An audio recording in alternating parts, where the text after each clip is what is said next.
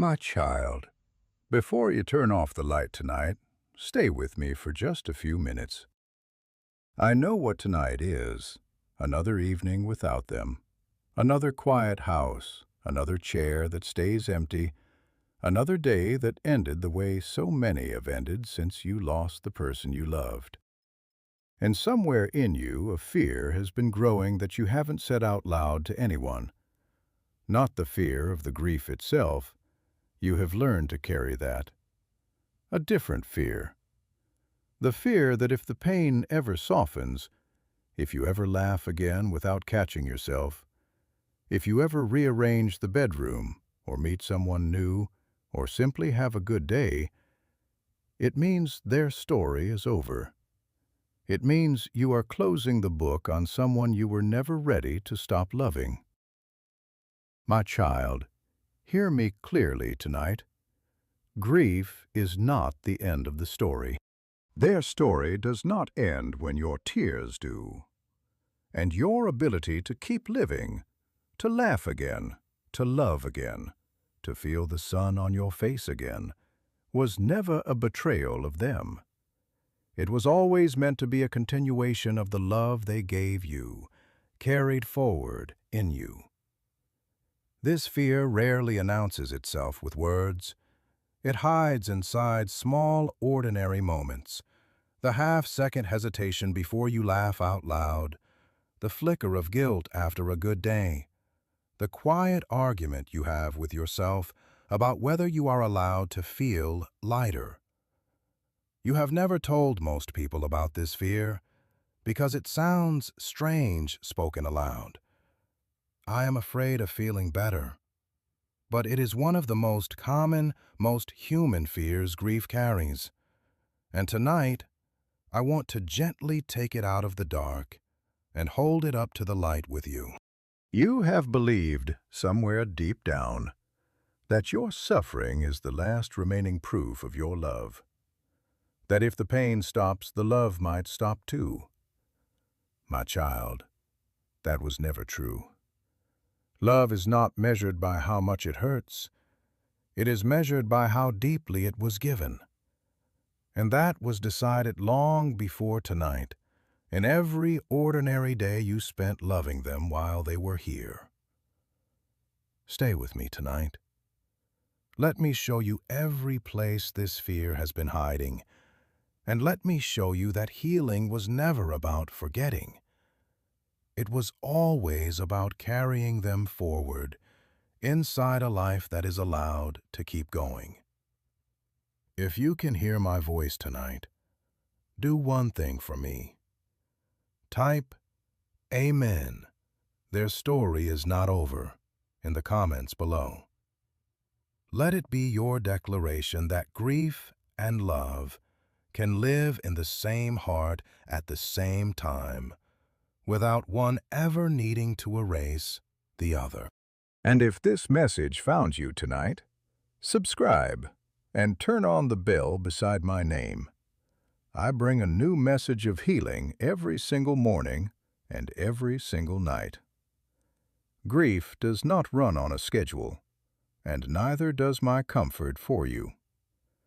Now, my child, let me sit with you in this quiet room, and let me tell you everywhere I have seen this fear living inside your grief. I see you laughing at something a friend said, a real laugh, the kind that catches you by surprise. And then, half a second later, I see the guilt arrive right behind it, quiet and sudden, whispering that you have no right to feel light while they are gone. I see you setting the table for a holiday, counting out plates from habit, and I see your hand pause over one extra plate before you quietly put it back in the cabinet. The small motion of taking away a place that used to be theirs. I see you sorting through their closet, folding a sweater to give away, and I see you bring it to your face first, just to breathe in what's left of them, before you can make yourself put it in the bag. I see you sitting across from someone new, a friend, a companion, someone who makes you feel less alone. And I see the flush of guilt that rises before the warmth even has a chance to settle, as if caring for someone new means you cared less for the one you lost. I see you glance at the photo on the mantel that everyone else in the house has stopped looking at, the one your children walk past without pausing anymore. And I see you still stop every single time, because to you, it is not decoration. It is a face you are still learning to live without. I see your phone light up with a calendar reminder. Their birthday, a date you never entered but somehow it remembers. And I see you staring at that notification a beat too long, unsure whether to feel comforted or gutted that a machine remembered before you had to. I see you replaying their voicemail greeting just to hear their voice, unable to delete it, terrified of the day your phone updates itself and takes even that small remaining sound of them away from you. I see you driving past the hospital, the care facility, the intersection, the exact place where everything changed, and I see the flinch that runs through your body every single time, no matter how many times you've driven that road since. I see you at a graduation, a wedding, the birth of a new grandchild, and in the middle of all that joy, I see the sharp, sudden grief of knowing they should be here to see this. The ache of celebrating something wonderful while missing someone essential. I see you waking up in the morning, that first half-second of peace before memory returns, and then the weight of remembering all over again, as if grief starts fresh every single day before your feet even touch the floor. I see your friends slowly stop asking how you're doing, not out of unkindness, but because the world assumes that after this many months, you should be over it. And I see the loneliness of grieving something everyone else has quietly moved past. I see the date on the calendar creeping closer, the anniversary of the day you lost them. And I see you dreading it weeks in advance, unsure if you're supposed to mark it, ignore it, or simply survive it. I see the day when the pain doesn't come as sharply as it used to, and instead of relief, I see guilt rising in its place. The fear that if it hurts less, it means you are forgetting. That love and grief are only as real as how much they still wound you. I see you filling out paperwork after their passing, checking a box that says single or widowed, where it used to say something else. And I see how a single printed word on an official form can undo you in a way nothing else that day did. I see you receiving well-meaning words from people who love you. Time heals.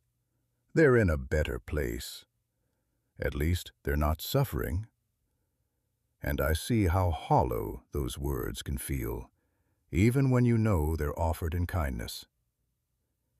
I see you finally rearranging the bedroom, moving the furniture, changing what used to be theirs. And I see the fear underneath it, that changing the room means erasing them, that moving forward with your life means moving away from the person you still love.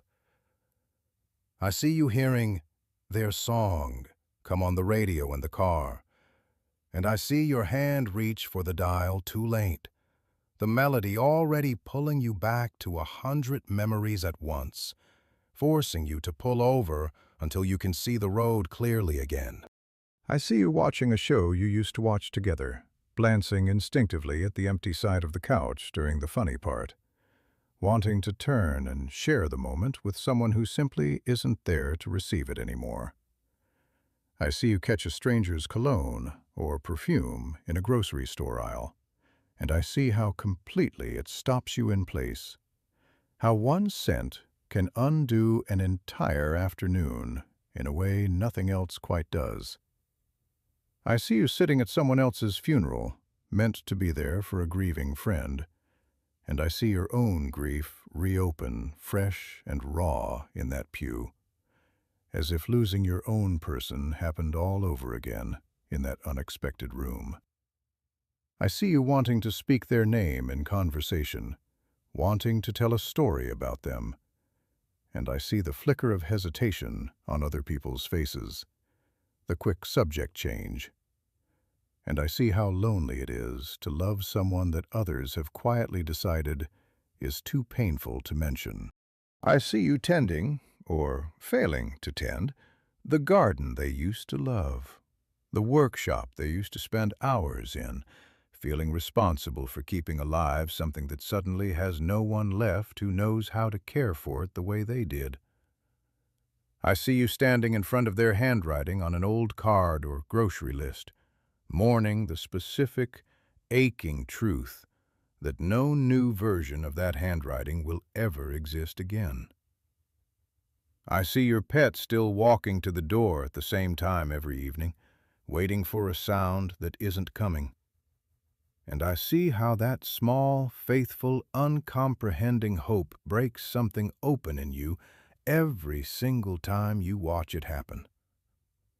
I see you watching the countdown on New Year's Eve, realizing this is simply another year without them now, no longer the first year that people gently checked on you for.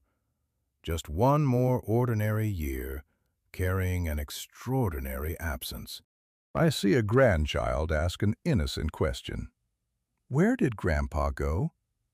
And I see you searching for words simple enough for a small heart and honest enough for your own, unsure how to hold both at once.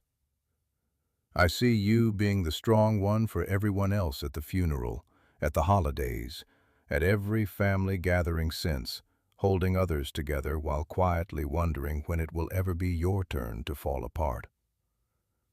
I see you reaching for the phone out of pure habit to share a piece of good news with them, dialing halfway through old muscle memory before you remember, and I see the fresh little collapse that follows every single time.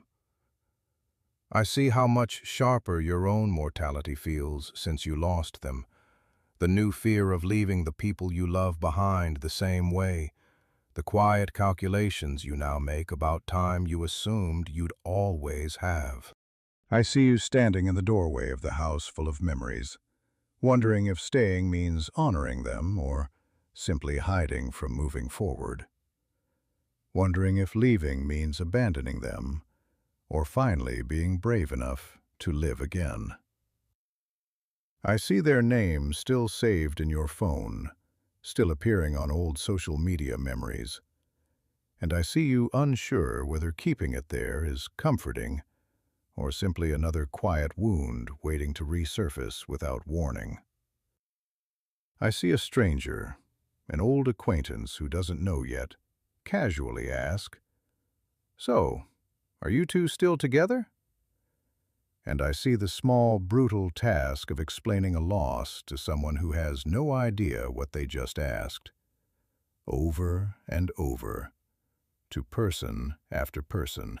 I see their side of the bed, their nightstand, left exactly as it was.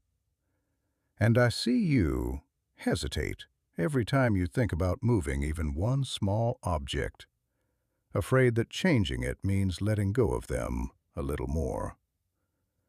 I see you looking at your own hands, your own aging body, and thinking of how they aged before you lost them, feeling a new, quiet fear about your own path now that you've watched theirs come to an end.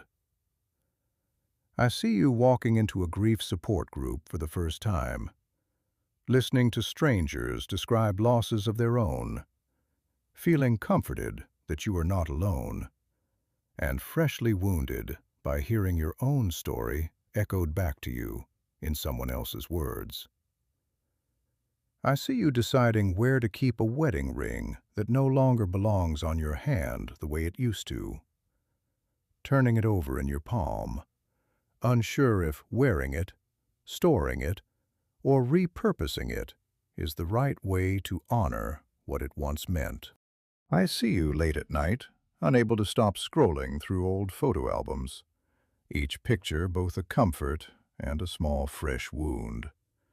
Unable to put the phone or the album down, even as it makes the ache sharper. I see mail still arriving in their name months later. A subscription renewal, a birthday card from someone who hasn't heard yet. And I see the fresh sting each time an envelope with their name on it lands in your hands. I see you hear the news that a public figure they admired has died. And I see how it reopens your own grief in an unexpected wave, mourning someone you never met because it reminds you so completely of the person you actually lost. I see you catching yourself describing your own life differently now. I used to be, back when I had, and I see the quiet grief of an identity reshaping itself around an absence you never asked for. I see you start cooking their favorite meal out of old habit, reaching for the extra portion before you remember there's no one left to share it with tonight. I see you catch yourself saying "we" in conversation about plans for the week, then quietly correcting yourself to "I," a small grammatical wound that reopens every single time it happens. I see you sitting out at a wedding reception during the slow dance, because dancing was something that belonged only to the two of you. And I see how a room full of joy can still hold a very private, very quiet grief. I see you rereading old text messages from them late at night, a whole folder of ordinary words. On my way home, love you, pick up milk. Treasured now, simply because they are the last ones you have.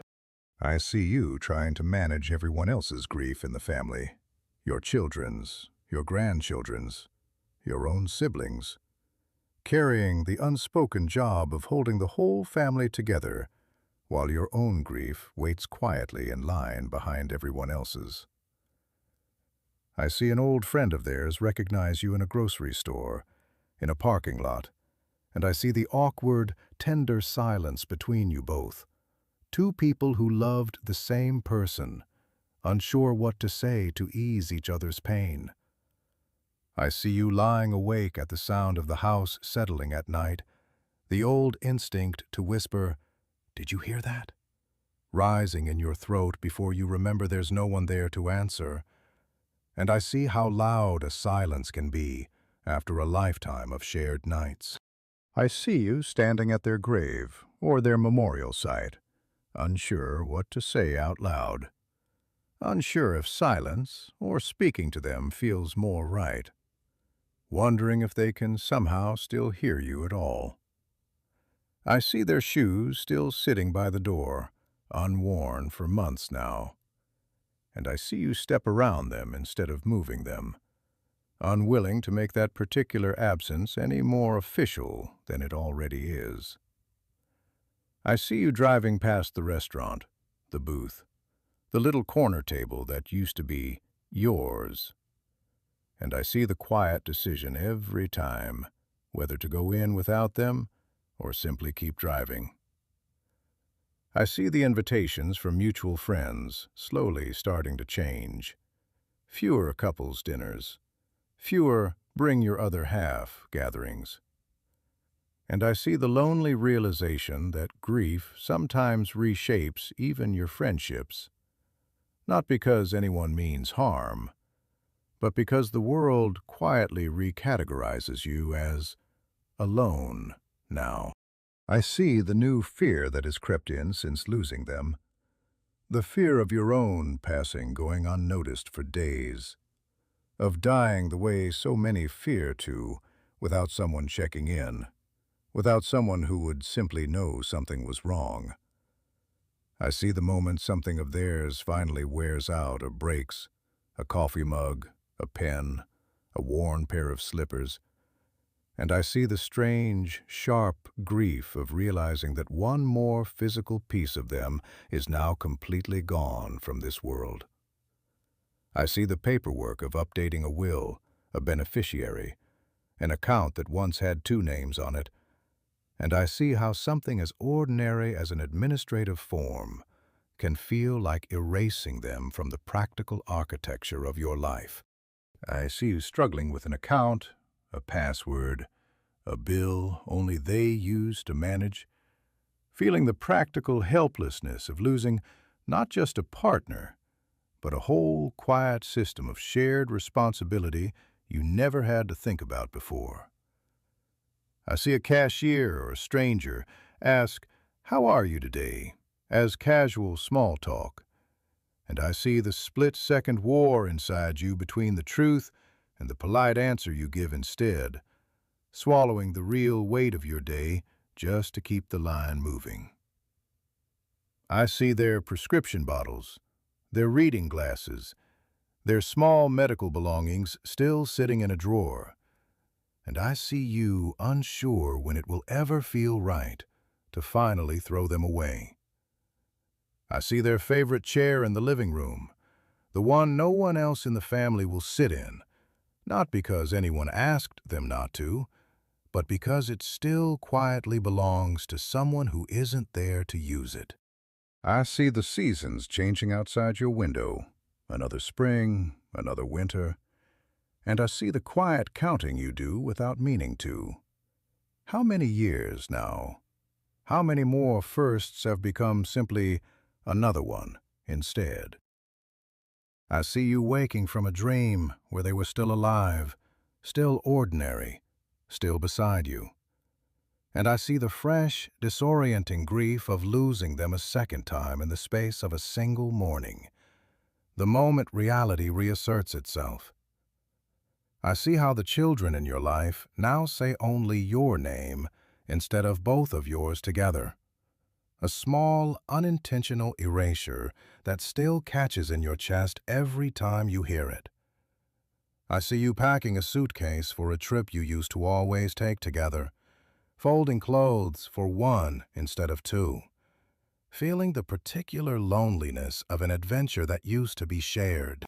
I see you watching their favorite team play, their favorite show release a new episode, reaching instinctively to tell them the score or the twist before remembering there is no one on the other end of that thought anymore. I see the quiet fear that your grandchildren, so young when they lost them, may grow up barely remembering their face, their voice, their laugh. And I see how much that fear weighs on you, the fear of a memory fading, even in the people you love most.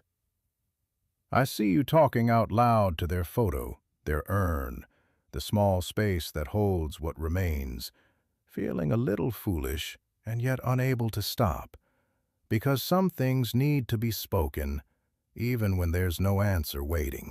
I see you standing among the holiday decorations that used to be their job every year, unsure whether putting them up honors the tradition or whether leaving them in the attic protects you from a grief you're not ready to hang on the wall. I see you catch your own reflection in a mirror, a window, a photograph, and see a flash of their face looking back at you in your own aging features. A resemblance that startles you with both comfort and fresh loss in the very same instant. I see all of it, my child. Every quiet laugh followed by guilt, every empty chair at every table, every folded sweater, every hollow condolence, every anniversary circled silently in your mind. Every moment, joy and grief arrived in the very same breath. You have carried an impossible weight, grieving someone you loved while also being terrified that living fully again means loving them less. But hear me now. Those two things were never in competition. Love does not run out because life continues, and grief does not disappear because joy returns. They can live together in the very same heart, the way I designed a human heart to hold more than one truth at once. I made you with a heart large enough to hold sorrow and joy in the very same breath. the way a single sky can hold both rain and sunlight at once, the way a single morning can hold both an ache and a reason to keep going. You were never meant to choose between honoring them and living your own life. You were always meant to do both, together, for as long as you have left. 1 Thessalonians 4:13 says, "We do not grieve as others do, who have no hope." Your grief is not the opposite of your faith. It is proof of how deeply you loved. And your hope does not require you to stop grieving. It only means your grief was never meant to be the final chapter. So tonight, I am healing the fear that laughter is a betrayal. Ecclesiastes 3 says, "There is a time to weep and a time to laugh. Both times are holy. Both times honor the person you loved, because they loved to see you happy, and nothing about your joy erases the space they hold in your heart." I am healing the fear of the empty chair at the table. That place at the table is not disappearing when you put the extra plate away. It simply moves from the table to your heart, where it has been carried all along and where it will stay for the rest of your life. I am healing the fear inside that closet, that sweater, that lingering scent you cannot bear to lose. I know exactly how much of them is still woven into that fabric, and I am gently teaching you that keeping what you need and releasing what you must are both acts of love, not acts of forgetting. I am healing the fear of caring for someone new. Loving again does not subtract from the love you had. I did not create your heart with a limited supply of love that runs out when it is given. New love simply adds a new room to a house that still has every other room fully intact, filled with everything you shared with the one you lost. I am healing the fear you feel looking at that photo on the mantel. You are allowed to still stop. You are allowed to still look. There is no timeline on how long a face is allowed to matter to you. I am healing the ache of that birthday reminder on your phone. Their birthday is not simply a date a machine remembered. It is a day I remember too, fully, completely, the way I remember every day of every life I ever created. You are not carrying that memory alone. I am healing the fear around that voicemail you cannot delete. Keep it as long as you need to.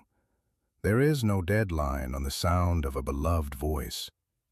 And even if a device someday takes it from you, I promise you I still remember exactly how they sounded, and I am able to bring you comfort even without the recording.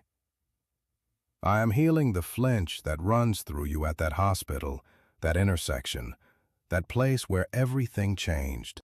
I was present in that place with you the moment it happened, and I have never left it. I am healing that ground, slowly, every time you have to pass over it again. I am healing the ache of missing them at graduations, weddings, new births. I promise you, they are not absent from those moments the way it feels. Whatever exists of them now, in my presence, is not separated from love the way distance separates people here. Somehow, in a way I do not ask you to fully understand yet, love still reaches across. I am healing that first half-second of forgetting each morning, and the crash of remembering that follows. I am present in both of those seconds, the peaceful one and the painful one, holding you through the transition every single day, so that eventually, remembering does not have to feel like losing them all over again. I am healing the loneliness of grieving longer than the people around you expected. Psalm 34:18 says, "I am close to the brokenhearted. I do not put a calendar limit on how long I stay close to you. Long after the world moves on to other conversations, I am still here, still listening, still holding this with you. I am healing the dread of that anniversary date. Whatever that day holds, I am already present in it with you, the same way I was present the day it began. You do not have to survive it alone, and you do not have to perform grief or hide it on that day. You are only asked to let me walk through it beside you. I am healing the guilt of a day that hurts less. Less pain does not mean less love. It means the wound is healing the way I designed grief to heal, not by erasing what you lost, but by making room for you to carry it without it consuming every part of you. I am healing the sting of that word on the form single, widowed, whatever cold, official language tries to define what happened to you. That word does not define your love, and it does not define what still lives between you and the one you lost. Official paperwork was never designed to hold something as sacred as what you shared. I am healing the hollowness of well-meaning words that missed the mark. I do not need perfect language to comfort you. I am the God of all comfort. 2 Corinthians 1 says so. And where human words fail, my presence does not. I am healing the fear inside that rearranged bedroom, those moved pieces of furniture. Changing a room is not changing your heart. You can move every piece of furniture in that house and still carry them exactly where they've always lived, inside you, untouched by anything you rearrange around it. I am healing the ambush of that song on the radio. I placed that melody in your path not to wound you, but because a piece of them still rides along inside that music. And I am slowly teaching your heart to receive it as a visit instead of only a blow. I am healing the empty side of the couch. I am sitting there with you now, sharing the funny part, laughing with you, even when the other laughter you miss cannot join in anymore. You are not watching alone. I am healing the ache of that unexpected scent in the grocery aisle. I let a piece of them brush past you in that ordinary moment, because love does not stay locked away in memory boxes. It finds its way into ordinary Tuesdays too. And I am with you in every one of those small, sudden reunions. I am healing the fresh grief that reopens at someone else's funeral. Grief is not linear, and it is not something you graduate from permanently. I am present in every fresh wave, old or new, and I am not asking you to have finished grieving before you're allowed to grieve again. I am healing the loneliness of a world that changes the subject. I will never change the subject, my child. Speak their name to me as often as you need. I never grow tired of hearing about someone you loved. I am healing the weight of that untended garden, that quiet workshop. Whatever you choose to do with it, keep it, tend it, let it go. I am not measuring your love by how well you maintain what they left behind. Your love was already proven, fully, in every year you shared. I am healing the grief in that handwriting you will never see fresh again. What they wrote once is not lost to me. I remember every word they ever wrote, said, or thought, and I am holding all of it safely, even the parts that feel gone forever to you. I am healing the ache of watching your pet wait by the door. That small, faithful hope is not foolish. It is a mirror of your own heart, still waiting in its own quiet way. And I am gentle with both of you as that waiting slowly changes shape. I am healing the quiet weight of another new year passing without them. I do not measure your grief by which anniversary number it is. Year 1 or year 10, I am equally present in the missing.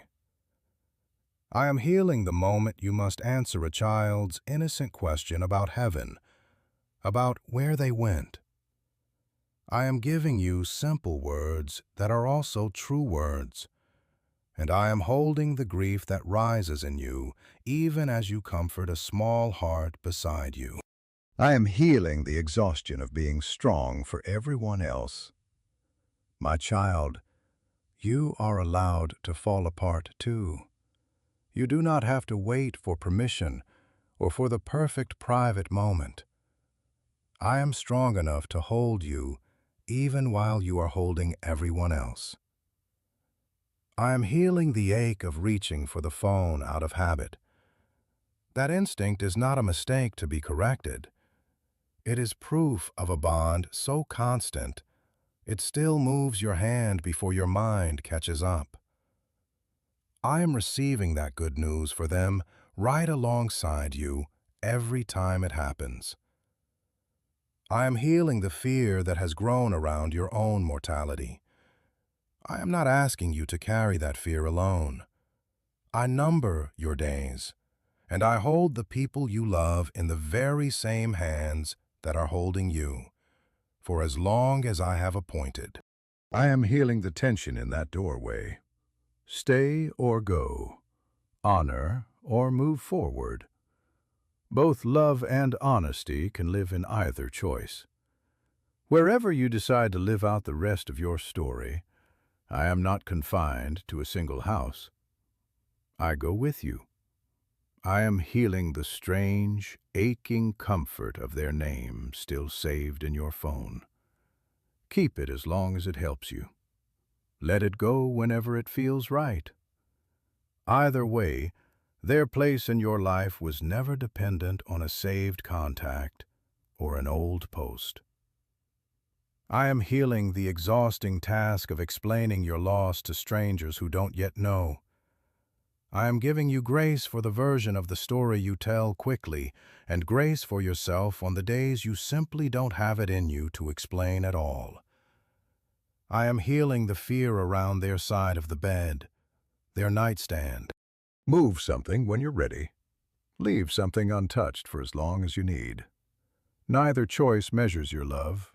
I already know exactly how much you loved them, regardless of what sits on that nightstand. I am healing the new fear you carry about your own aging, your own path forward. I am walking every remaining year of your life beside you, the same way I walked every one of theirs. And I am not asking you to face what's ahead alone. I am healing the strange mixture of comfort and fresh pain in that support group room. Both feelings are allowed to exist together. I placed those other grieving hearts in that room not to hurt you again, but to remind you that you are not carrying this particular kind of pain in isolation. I am healing the uncertainty around that ring, that small object holding so much weight.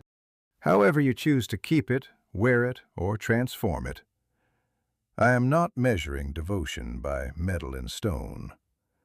I already hold the full measure of what it represented.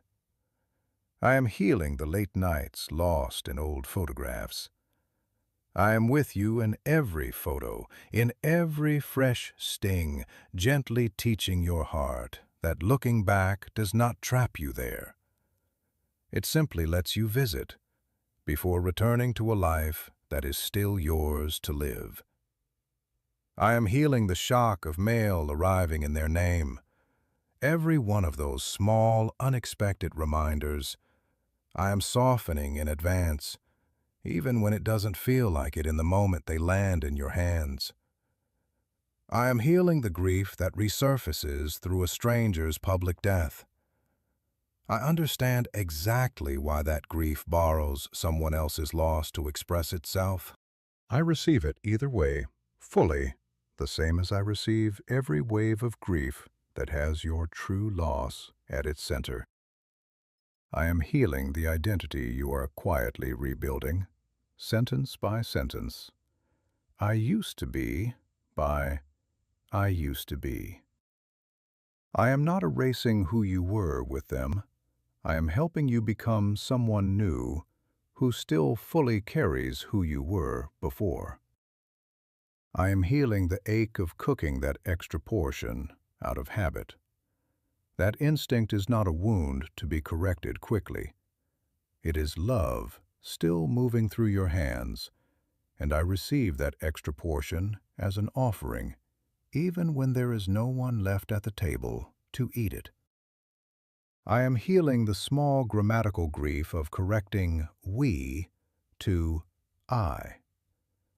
Language will catch up to your loss slowly, in its own time, and I am not troubled by how long that correction takes you to make.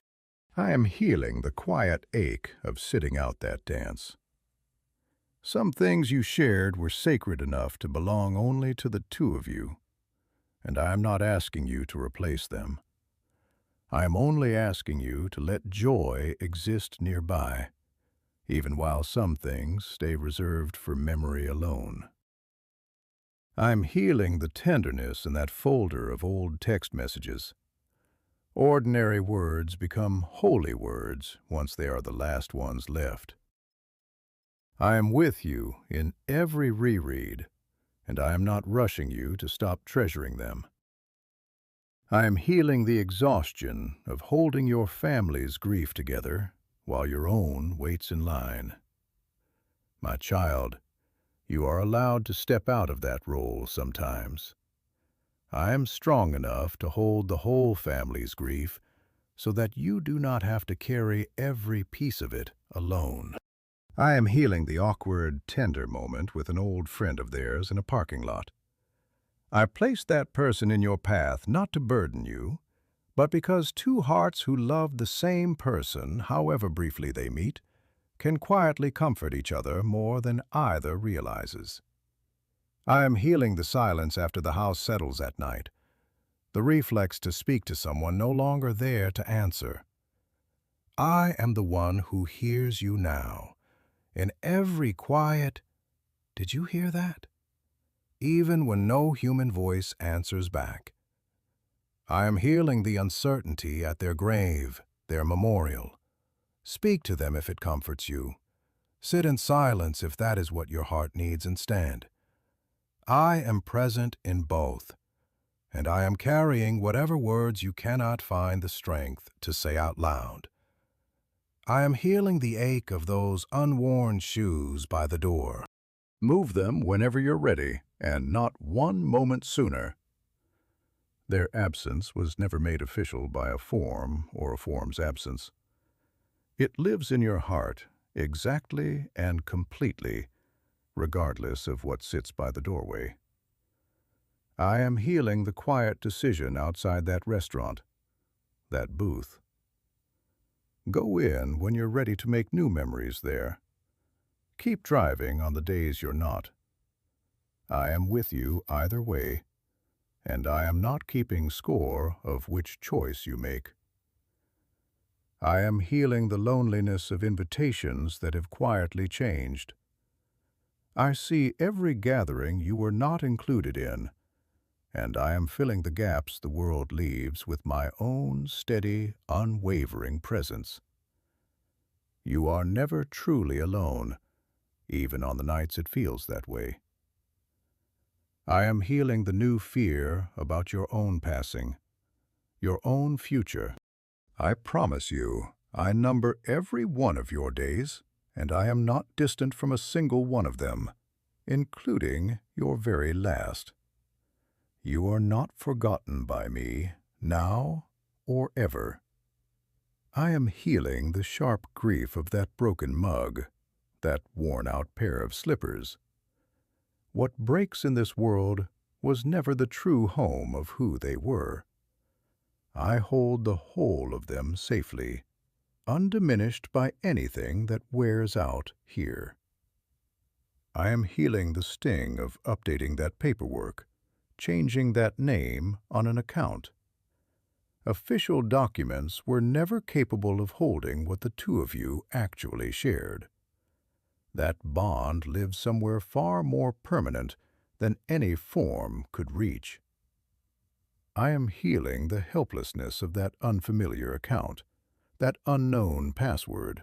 I am providing you with patience to learn what you never had to learn before, and I am placing helpers in your path for the pieces that still feel too heavy to manage alone. I am healing the exhausting small talk with strangers who have no idea what today actually feels like for you. I do not need you to perform wellness for me. You can tell me the truth every single time, exactly as it is.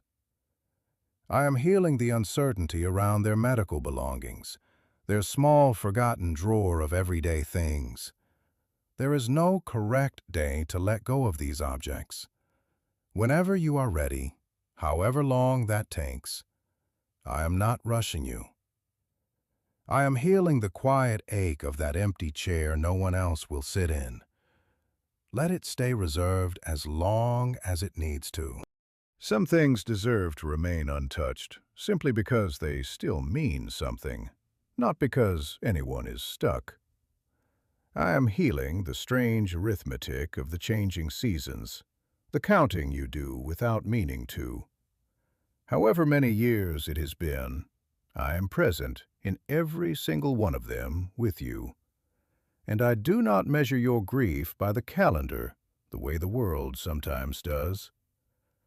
I am healing the disorientation of losing them twice in one morning, once in the dream and once again on waking. I am present in both the dream and the waking, and I am gentle with you in that jarring, aching return to reality. I am healing the sting of hearing only your name where two names used to be spoken. Their place in that family, in that love, was never dependent on how often their name is said out loud. I still say it, my child, every day. I am healing the loneliness of packing that suitcase for one. I am present in every new place you go, filling the seat beside you in whatever way you are able to feel me there. I am healing the reflex to share good news, a good score, a good twist, with someone no longer able to receive it here. I receive every one of those small, ordinary thoughts on their behalf, and I am holding them safely until you understand fully, one day, how fully they are still loved and known. I am healing your fear that the youngest ones will forget. I am the keeper of memory that never fades, and I promise you, I will keep telling their story to every generation that follows, through you, through the way you carry their love forward and to how you raise and love the ones who remain. I am healing the feeling of foolishness in speaking to their photo, their memory. It is not foolish, my child. I hear every word you say to them, and I am gathering those words gently, even when you feel like they're only reaching an empty room. I am healing the uncertainty around those holiday decorations, that inherited yearly task. Whatever you decide, to keep the tradition or to let it rest for a season, I am not measuring your grief by what hangs on your walls in December. I am healing the startled, tender moment of seeing their face in your own reflection. That resemblance is not a haunting. It is a quiet, ongoing gift, proof that a part of them continues, visibly, in you, for as long as you live. You do not have to keep every room the same to keep loving them. You do not have to freeze your whole life in the moment you lost them to prove how much they mattered. Their story continues, my child, not despite you living, but through you living, carrying their love forward into every year you have left. If this message is bringing you comfort tonight, subscribe and share it with someone else who is afraid that healing means forgetting. There is likely someone in your life right now, a friend, a sibling, someone at your church, quietly carrying the exact same guilt you've carried, believing that moving forward is a betrayal. Let this be the message that frees both of you from that fear at the same time. Maybe it is a widow at your church who has quietly stopped attending the potlucks because everyone else comes in pairs. Maybe it is a friend whose spouse passed just this year, still afraid to laugh in front of others. Maybe it is your own adult child, grieving a grandparent, unsure if it's still allowed to hurt this much. Send this to them tonight. Let it be the reminder that their story, too, is not over. Now, my child, let's sit honestly with the doubts that come with grief like this. You may think, but if the pain fades, doesn't that mean I loved them less than I thought I did? No, my child. Pain is not the measurement of love. Love is the measurement of love. The pain simply reflects how large the space was that they filled. And as you learn to carry that space differently, the ache changes shape. But the love inside it does not shrink even slightly. You may think, what if I laugh and someone sees me and thinks I've already forgotten them? Other people's assumptions were never the truth of your heart.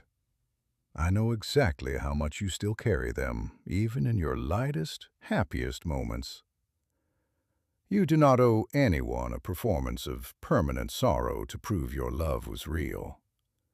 You may think, what if I find love again, or joy again, and it feels like I'm leaving them behind? You are not capable of leaving behind a love that big. It travels with you into every new season, every new relationship, every new joy. It simply becomes part of the foundation you now stand on, rather than the room you are still standing inside. You may think, what if I still cry after all this time? Does that mean I'm stuck? That something is wrong with me?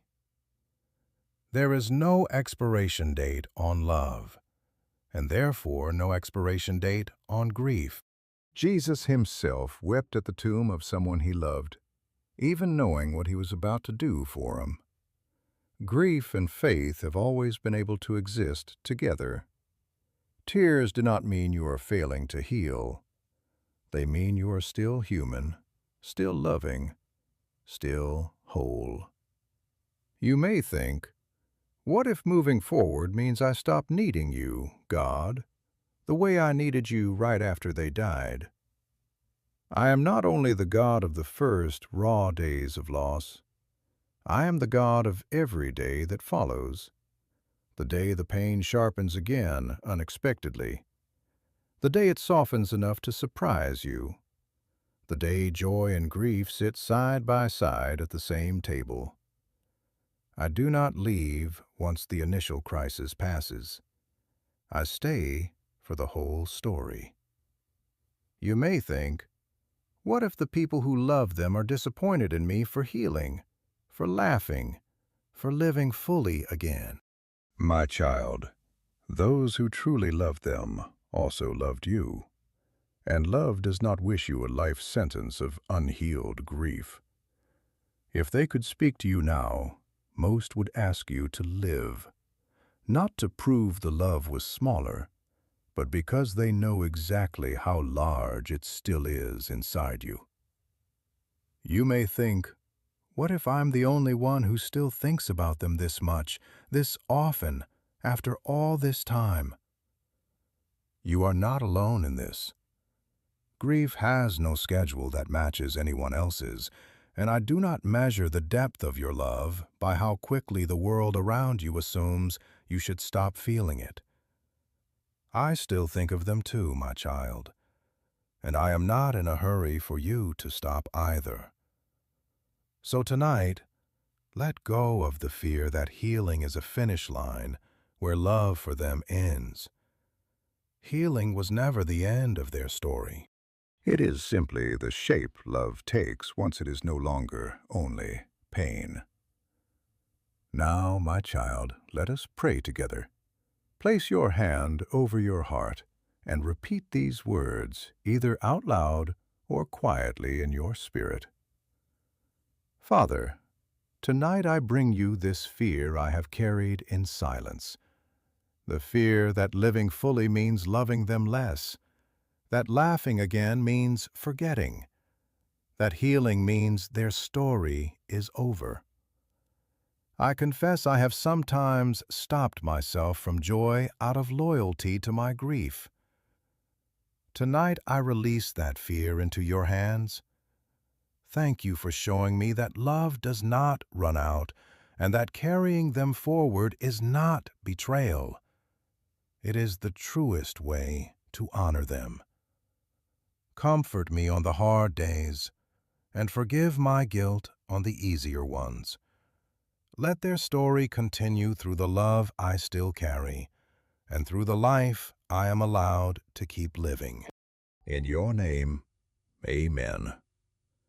And if there is one particular memory tonight that feels too heavy to carry alone, a specific date, a specific room, a specific unfinished conversation, bring it to me now, by name, in your own words.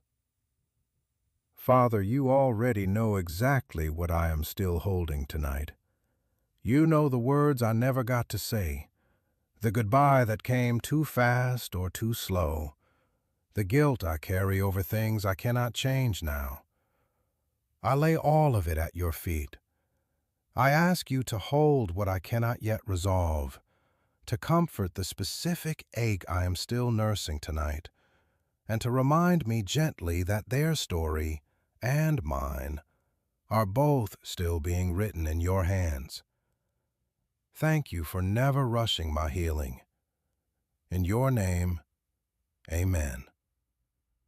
Now, my child, let go, just for tonight. You do not have to solve your grief before you fall asleep.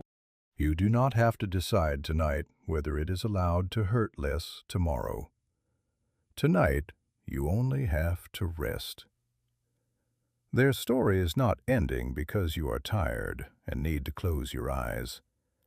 Their story is not ending because tomorrow might hold a moment of unexpected joy.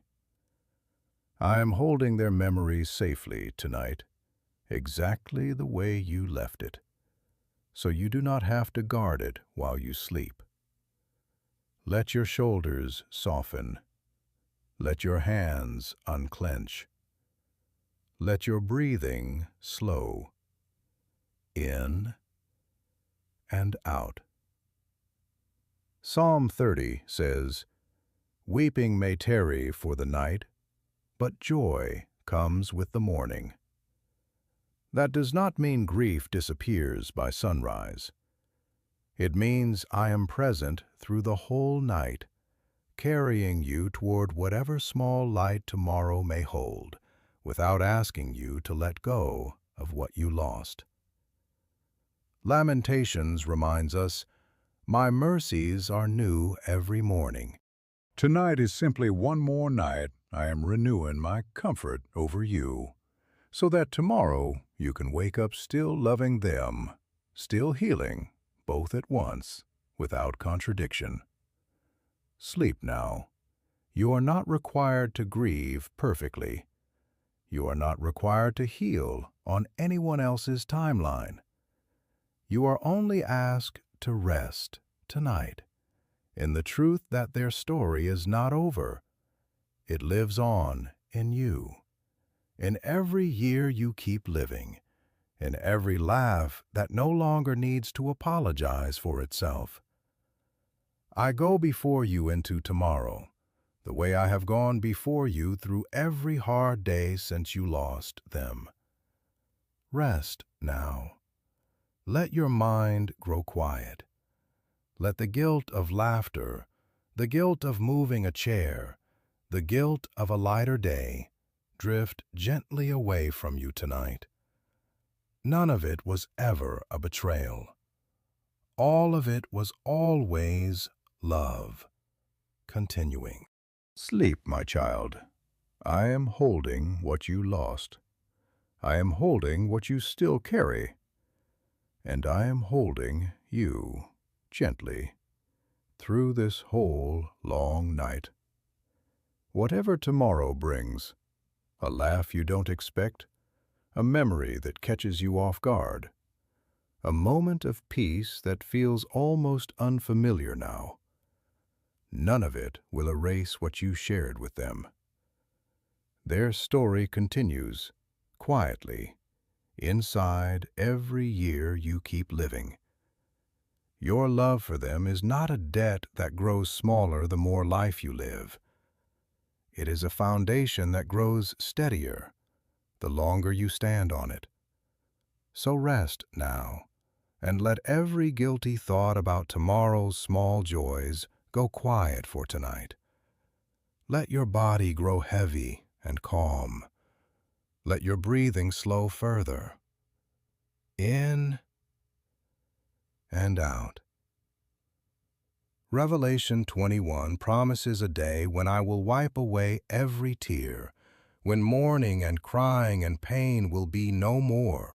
Tonight is not that final day, but I am already at work preparing you for it, one gentle mercy at a time. Isaiah 61 promises beauty for ashes, gladness instead of mourning. That exchange has already begun in you, even on the nights it does not feel like it.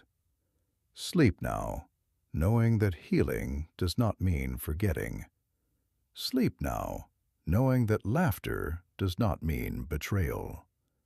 Sleep now, knowing that every year you keep living is one more chapter added to the story love began the day you met them. I am watching over your heart tonight. I am watching over every memory you are holding. I am watching over every fear of moving forward, softening it, one quiet night at a time. You do not have to protect their memory by staying frozen in pain. I am protecting it for you, perfectly, so that you are free to live, to laugh, to rest. Let your thoughts grow quiet now, one by one, like candles being gently blown out at the end of a long evening, until only one light remains. A steady, golden light that never goes out, holding both your grief and your future safely inside it. That light is me. I am not going anywhere. Whatever small joy finds you tomorrow, an unexpected laugh, a warm conversation, a moment of simple peace, receive it without guilt. It is not a betrayal. It is the story continuing exactly the way love was always meant to continue. Whatever grief finds you tomorrow, a memory, a scent, a date on the calendar, receive that too, without shame. It is not a sign of being stuck. It is proof of how deeply you loved, and how deeply you still do. Both are welcome in the same life.